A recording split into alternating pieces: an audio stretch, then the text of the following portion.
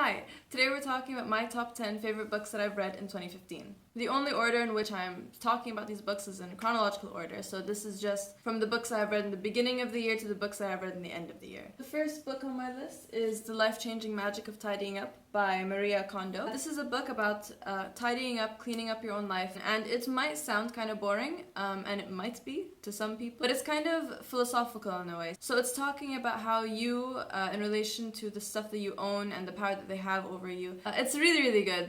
Like, it's one of my top favorite books, please. It's a good book. The next on my list is the Checklist Manifesto by Atul Gawande. I'm sorry I said that name wrong. This book is about a surgeon who has worked with the World Health Organization. He's talking about how he came to develop the checklist that they use before surgery or before a few other procedures. He was saying how also the time in medicine there is a best practice, but that doesn't mean that people follow the best practice, and that there are a lot of things that are preventable and that we know about, but we just don't follow the right procedures. This is again a non-fiction book. It's really, really good, even if you have nothing to do with the medical field. It's talking about checklists, your own life, kind of. It's a very interesting look into the world of different things, because he doesn't only talk about medicine, he talks about a lot of different fields. And you can tell that this book is really good, and I've thought about it a lot because I dog-eared it, and I do this with books when I want to go back and see it again. So with the Checklist Manifesto, I forced my mother to read it. I was like, Mom, this is such a great book, you have to read it. But then also, I was in a lecture one day. I'm a med student, right? So listening to the lecture, they're talking about different procedures, they're talking about different things that you should be doing, the World Health Organization, stuff that are very, very similar to this book. And I'm listening to everything, and I'm like, I know this already. This is so familiar. I know all of this. I swear, this is almost exactly like the Checklist Manifesto. This is so cool. And then we get to the end of the lecture, and then in the lecture notes, it's recommended reading the Checklist Manifesto. And I'm like, yes. Yes. I am in the right place. This is where I belong. Next. Bad Feminist by Roxane Gay. It's a book of essays, so this talks about a lot of different things. It gives you a lot of things to think about when it comes to feminism. I didn't agree with everything in the book, but that just gave me extra things to think about. It really does help you engage actively with the world around you, so, good. Read. Please. Okay. The next on my list is All the Light We Cannot See by Anthony Doerr. This book is a World War II historical novel. It talks about a lot of different people. It spans different generations, and it is a very, very good book. And I need to reread it, and I want to reread it, and I want to have people around me in my life that have read it just so that I can talk about it with them. I've noticed that I'm kind of starting to lean more towards a book like this that are more complex. They give a good storyline. They talk about different generations. They talk about different perspectives, different people, and it's not just I am this person, and then this is my life, and this is what happened to me. It's more these are all these different people, and they're all experiencing the same thing, maybe even at the same time, but then it all just comes together to make a beautiful book. This requires a good amount of time to read it, and it requires the mental availability to read it. So if you do have either of those, if you have both of those, please think of investing your time into this book. It's very, very beautiful. Next is a book that I don't have with me, and it is Where Do You Go, Bernadette by Maria Semple. And I don't have it with me because I liked it so much that I pretty much threw it at a friend, and I'm like, please read this book. This book is about a girl who's lost her mother, Bernadette.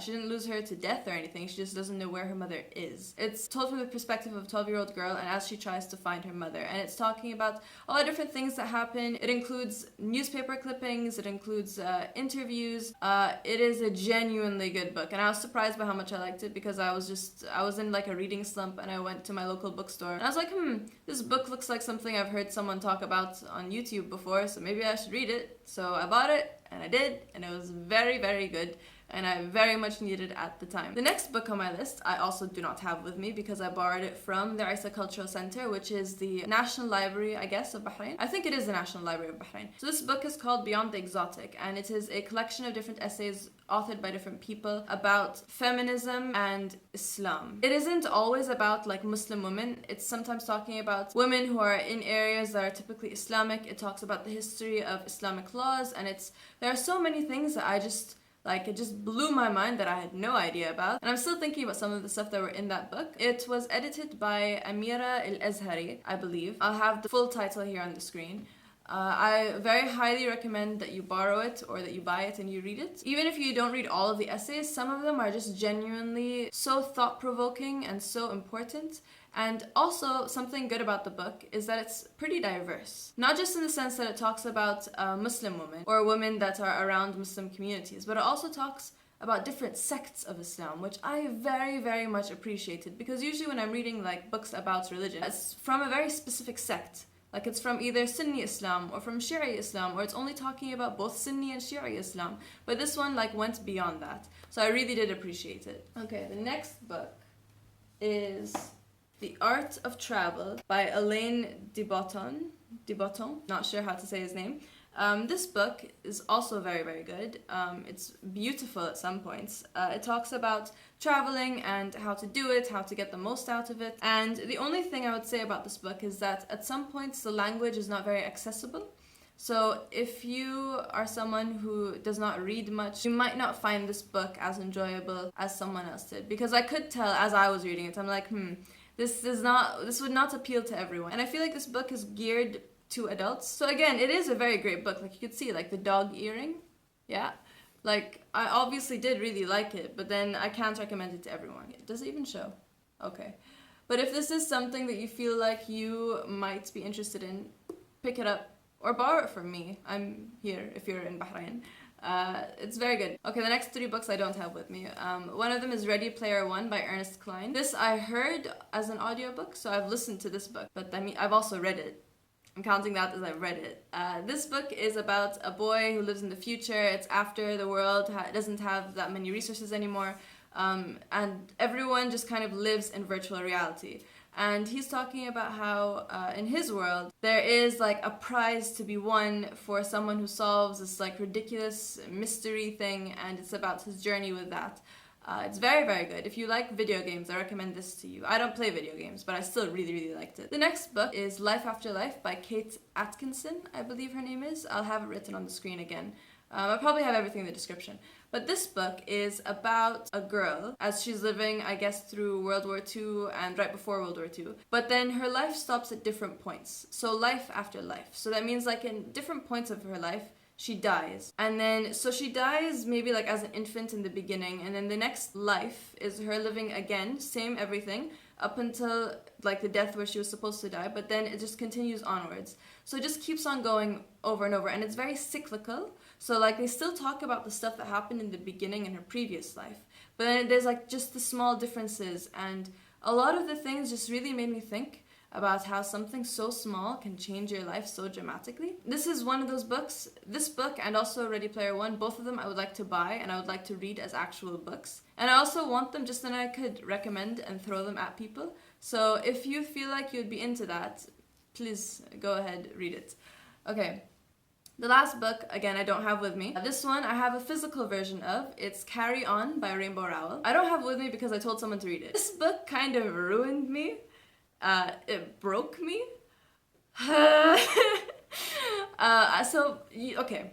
Okay. So my general every year goal is to read above 50 books, right? Right. So this year I read like 48, 49 books. Why? Because the last book I read was Carry On by Rainbow Rowell. Okay, why did this ruin me? So I finished reading it the first time, and then I was like, okay, I'll read something else now. But I'm like, wait, I missed the characters. So then I started the book again from a specific point, not even at the beginning, because that wasn't when my favorite character was there. So I started the book at a specific point, and then I just kept on reading it. Okay, and this was like during exam times, and I'm like, Maryam, please stop, focus. Like, maybe you should be studying. That is kind of important. And so like I reread it, and I was reading all of this fan fiction online, and I was like, alright, cool, I could read something else now. But I'm like, wait, I can't just read the book from a specific point onwards. I have to read the beginning just so I could say, you know, I've reread it. So I read it from the beginning, and I reached the point where I stopped, and I'm like, but I could just continue. So I did. And this book, it ruined me in the sense that I'm just reading fan fiction online. My Tumblr dash is just filled with like Snowbaz and like Penelope Bunce, and like I pretty much exclusively listen to Snowbaz playlists, and it's so good. It's so good. Rainbow Rowell did such a good job. And also, wait.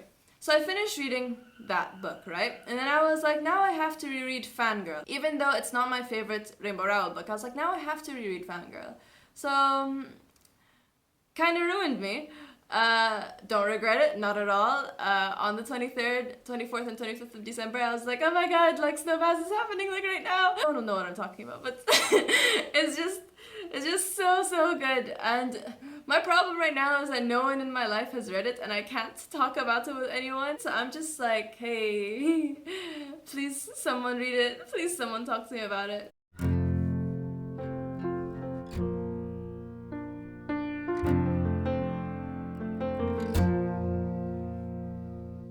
Okay, composure. If you have read any amazing books in 2015 and you want to tell me about them, please let me know in the comments below. I am always ready for a book recommendation, so you are free, you are welcome. Thank you for watching. Peace out. Bye.